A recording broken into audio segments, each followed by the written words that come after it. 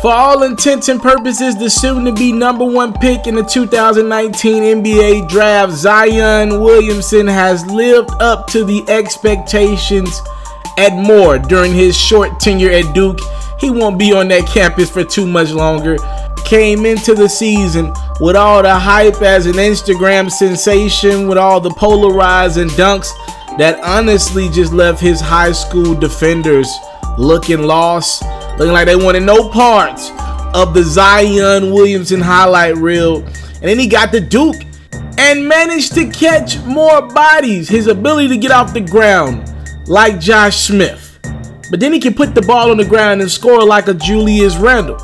But let's make it clear, there is no comparison that you can come up with in regards to having those traits and then having the amount of power that Zion has possessed thus far. He literally can impact a game without scoring a bucket.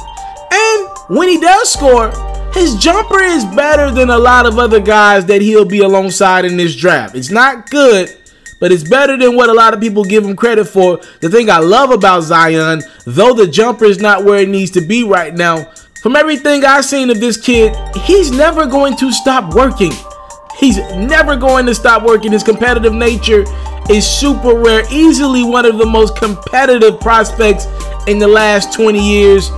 He will be a double-double guy as soon as he walks on an NBA court. I personally would like to see him slim down about 20 to 30 pounds. He's about 280 right now. You don't have to have all that. There's no need for that amount of weight. He can still be a freight train around 255, 260. I'm afraid he also might hit a ceiling. So out the gate, you might get this phenomenal prospect. But I do believe whatever team drafts Zion, after year 2, year 3, those questions are going to start to rise. Like, yo, what else is he good at? What can he get better at?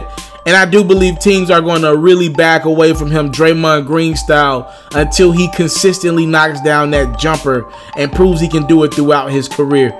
Once he puts more arc on that jumper, though, this guy will nearly be unstoppable. Yeah, so right now the average projection for Zion Williamson, when you use all the top NBA draft prospect boards, he's #1 right now. Everybody has him going #1, and rightfully so. Let's just be honest.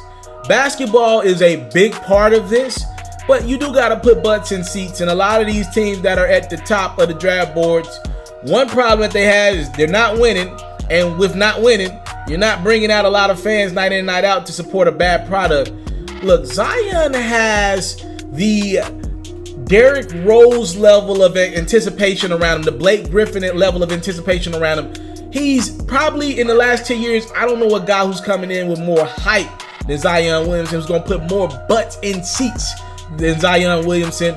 All due respect to guys like Anthony Davis. They've been hyped, right? We knew they were going to be really, really good, but Anthony Davis is a very quiet guy.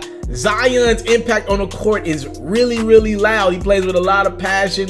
Those ferocious dunks, we remember them. The plays that he makes, those momentum shifting plays that he makes on the court. So yes, basketball is a big factor, but this guy's got to go #1 no matter who has that spot. I don't care who you got at the 4, the 5, whatever. You got to take this guy #1 just because it's supposed to be that way. I don't care if you need a guard, if you need Ja Morant, you need RJ. No, this guy has to go #1. You figure everything else out later if you got to trade him down. This is the definition of a #1 pick, because once you get him in, he's going to put butts in seats. Not to mention, yo, the dude is box office. The passion that he plays with, he looks the part. He feels like the #1 player, and you know this guy's going to, whenever he does figure it out, the game does manifest, and he does become a jump shooter, which I believe he will become a decent one at some point. This is a perennial all-star that I bet on. I think that was right on the money.